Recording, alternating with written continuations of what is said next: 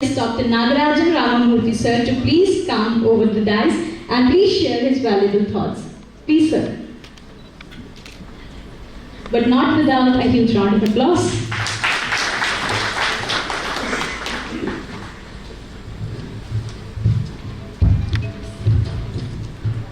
Yeah, very good morning to all of you, respected dignitaries on stage. I am assuming that all of your school leaders who are assembled here for this event. I also want to thank the organizers for giving me this honor and privilege of being the chief guest.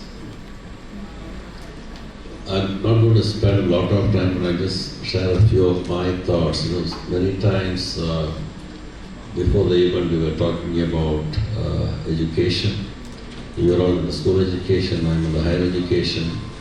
But I can share one thing, that we both face similar challenges, right, in terms of educating the students. Okay? Having been in academia for more than 30 years now, I'm still trying to figure out, right, have I done a good job of educating my students? Okay? Many times I even thought about quitting academia once and for all, okay, thinking that this may not be right for me. But then, but I try to keep myself motivated and keep changing my strategy and pedagogical approach just to ensure that I don't give up. Okay? I'm not going to say that all that was as bad as it is portrayed. I think here we are dealing with a complex system. When you're talking about the topic for today's event is cultural heritage and diversity, I can go on talking about the NEP and then 𝗖liche heç·𝗲𝗰𝗁, so I don't want, all of you are aware of what those goals are, so I'm not going to spend much time in re-narrating what they are. But what I would say is that we are one of the oldest civilizations in the world. We have not 100 or 200 years or 300 years of legacy, but we have centuries and centuries of legacy to carry, starting all the way from the Gurukul until now. And we have seen so many transformations being ruled by others, and then which also brought in more challenges in terms of additional diversity and the cultural values that we have inherited. Now the issue, when we talk about diversity, most of us tend to think that it is about differences. To a large extent, that is very true, that it is about differences. Someone from South, when I came to North, not now, the first time I left Tamil Nadu and went outside, and then the rest of, even within India, right, the rest of the states seemed to be alien to me. The way people interacted or the way people were greeting, right? But now having traveled around the world, it doesn't really make a difference. So somebody asked me, where are you from? I said, Earth is my place. Right now I can live in any part of the world today, without spending much adaptation. But in terms of education, what I find is that despite the differences, I think education is one that can bind the societies together. It can bridge those differences and bring unity and commonality among all of us. And education is not just about whether many times I also say that we are not measuring the right stuff. We are not measuring whether, when we say 100% pass rate, right, in my school or college, are we really saying that 100% of the students, we are not saying that they mastered the education. Whether 100% of the students were educated or not is a different question to me altogether. So it's not just about marks that we get, it's not about the grades that we get, it's not whether they passed the common knowledge. But education to me is more an experience. It's not just the subject matter. And why do people come to schools or colleges? We want to have an experience which is holistic. Develop friendship, develop a bond with schools or teachers, learn from them, act as a mentor. Right, again, whether we as teachers, what is our role? Is it just to teach the student the subject matter, or is it to act as a mentor and guide, and a beacon right, for them to follow for the rest of their life. And I can still remember many of my teachers from my high school, that is from nearly 50 years ago, who punished me for whenever I did wrong. And I still remember the punishment, their names, okay. But do I really hold it against them by saying that, why did this teacher punish me? No.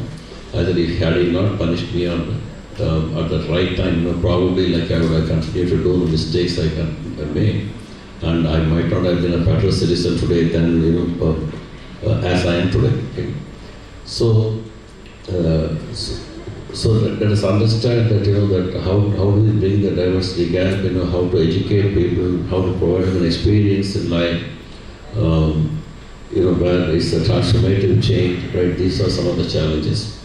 And also, like, today, I was actually, one of the topics for later today is about multilingual education. So a few months ago, I was reading an interesting article from UNESCO. They mentioned that there are about 7,000 languages in the world, right, around the world. And out of the 7,000 languages, during the last century, 700, about 10% of them have already disappeared. Okay, meaning that they are not being spoken. And then, like this, at this rate, like the current century, we will lose another about 90% of the languages, because some of the languages that are being spoken by, say, 1 million people, like 10 lakh people, eventually, like when they move out, the language is forgotten. But to me, language is not just a language; it is also a heritage that we carry with it. Right? If I'm a Tamilian, like I studied all the Tamil literature, poems, and all that. It also they also reflect the cultural heritage of Tamil Nadu, where I come from, and similarly for others also, right, whichever state they are coming from, right, those languages are a reflection of the cultural heritage. So this to me was an alarming one, that do we really, are we really going to lose our heritage, right, along with language, something we deserve.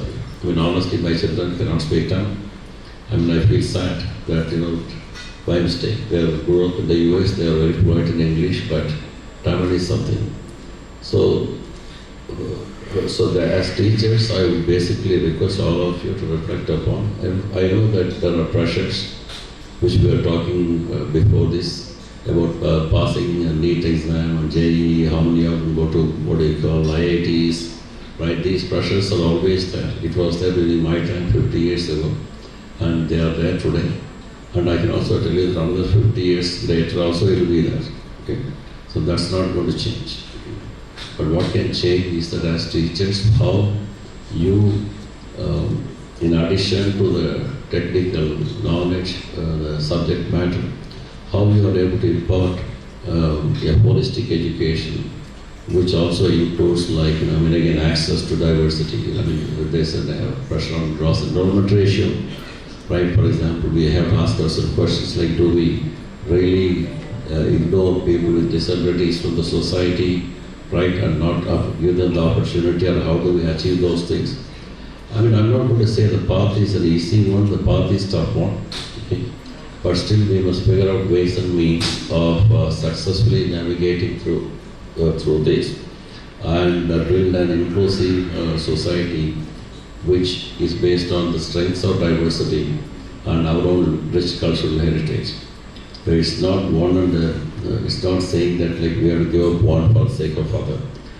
How do we also sustain our cultural heritage and diversity and the good values that we have, and also be modern in our approach, right, in terms of facilitating good educational experience for our students. With that, I conclude, and thank you very much.